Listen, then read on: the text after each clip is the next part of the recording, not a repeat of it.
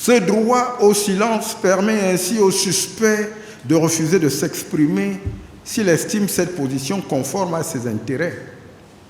Il participe de la liberté individuelle, en ce que nul n'est obligé de s'exprimer lorsqu'il n'en a pas envie. Mais ce droit n'a cependant pas pour objet de disculper. Dans certaines circonstances, des conséquences défavorables aux mises en cause peuvent être déduites de son silence si les situations auxquelles il était invité à répondre appelaient des explications susceptibles de plaider en sa faveur.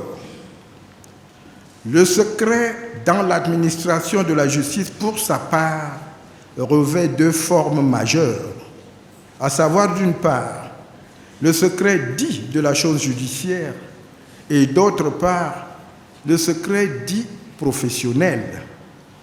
Le secret de la chose judiciaire s'applique dans le fonctionnement interne de la justice.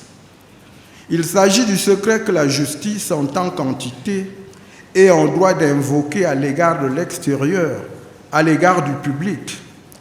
Il concerne particulièrement la matière pénale.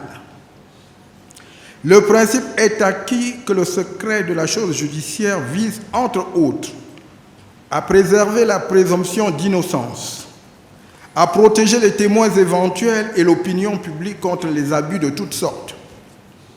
Il aide à garantir la sécurité et l'efficacité des investigations menées par l'officier de police judiciaire lors des enquêtes préliminaires et par le juge d'instruction dans la phase de l'instruction préparatoire. Au Cameroun, le secret des délibérations est une règle impérative. Il permet de préserver la confidentialité des délibérations et aussi l'efficacité de l'exécution de certaines décisions de justice. Il est prescrit non seulement aux juges, mais aussi à tous ceux qui assistent aux délibérations, et notamment les assesseurs désignés dans la poursuite et le jugement des mineurs. Le secret des délibérations s'inscrit dans la durée. La pérennité du secret des délibérations et la non-divulgation du contenu des échanges survenus lors de leur déroulement sont formellement prescrits.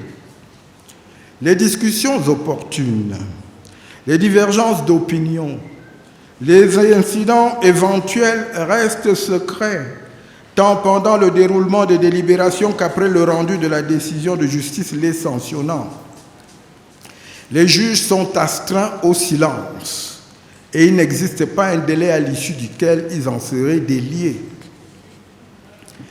Il existe ensuite un secret dit professionnel.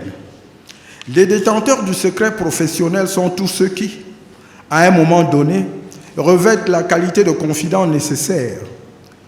Le secret professionnel est invoqué la plupart du temps par les auxiliaires de justice et les membres des professions libérales. Il diffère du secret de la chose judiciaire en ce qu'il aurait plutôt pour effet d'entraver les investigations de la justice. Dans le principe, le secret professionnel peut être opposé au cours du procès.